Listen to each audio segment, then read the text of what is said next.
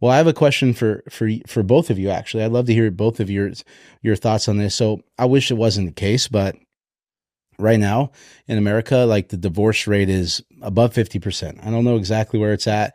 But as a mortgage lender, I see it all the time. People call me, we're getting a divorce. How do we deal with our mortgage?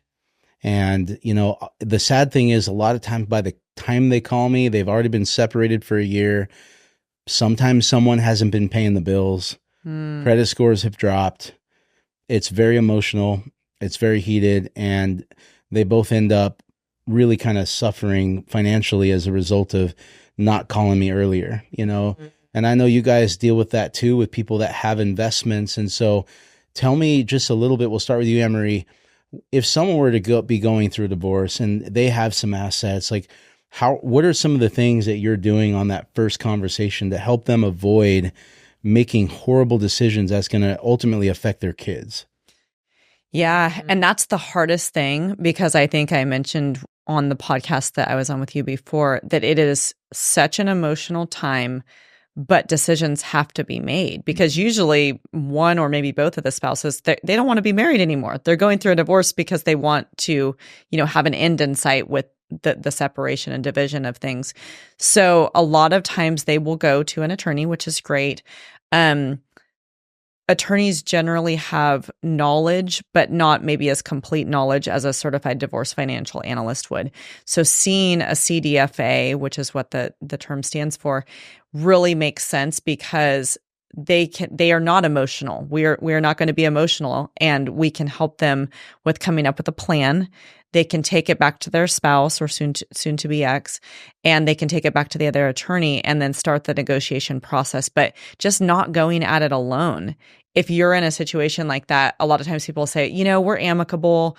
We have all these assets, but we're going to just get a paralegal, or I hear that all the time. And it never turns out good. And that's kind of just part of the process, because they initially I heard think that that's today. the way to go. Yeah. I heard that at 12 o'clock today, those exact words. And it usually, unfortunately, I've just seen it enough times, it tends to not go as well as they wish. And then they have to backtrack, get the attorney, maybe see a CDFA. But you have to have the professionals, because you are maybe not in your best frame of mind, but the decisions will have lasting repercussions. What are your thoughts on that? I know you've dealt with that a lot as well. Yeah. I mean, there's a lot to be said for doing something right the first time. We have actually seen, when we have helped, it's mostly women that come to us.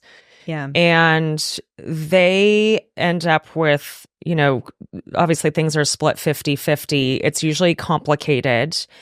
And the first year, they make some real silly decisions. Mm-hmm. We keep talking about that. It's like, what is going on this first year? It's like they get this pot of money, and all of a sudden they're wanting to, I'm going to go buy this business. I'm going to go move here. I'm going to go do that. And it's like, buy a restaurant. Slow down. Yeah. Oh, that bar. Yeah. Like, slow down, take a minute. Take a breath. Take a minute. Let's let the dust settle. Mm-hmm. So there's this transition time. Because your decision making after something like that, it's not great. No. I mean, whether, we wouldn't know that if we're in that place, but, you just came out of, you guys have seen it, and we're at that age where it's happening. People are getting divorced, and they're just not on their A game. No. And you can't be, and that's such an important, it's, when we help them, a lot of times it is just, let's just pause. Okay, everything has been divided. That doesn't mean that we need to make any decisions with the amount that you have received. We can wait, and that probably is what's best. Mm-hmm. The ones we've seen who've done it the best are the ones who understand that they are in an unusual mind space and heart space still, even though they're relieved from the divorce being completed. And they create a dream team around them to stop them from themselves. Yep. So they have their tax person, they have their estate planning attorney. They don't make any hasty decisions on their beneficiary designations, right? Because we're talking this through with them. The estate planning attorney is talking this through with them. They have us. And they use us as counsel, which that's a model for really any big decision in life, right? You have your people around you that you know and trust and listen to and want to help guide you. A wise man has many counselors. Yes. So that's when we've seen it work really well. Yeah. And what I would add, when they get personal counseling, that's a big part of it, because you know, it's easy to say, oh, my ex is terrible and this and that. It takes two. There's always you're at least ownership. 50% of the problem. That's 100% right. And so diving into that, having the courage to do that, that can help a great deal.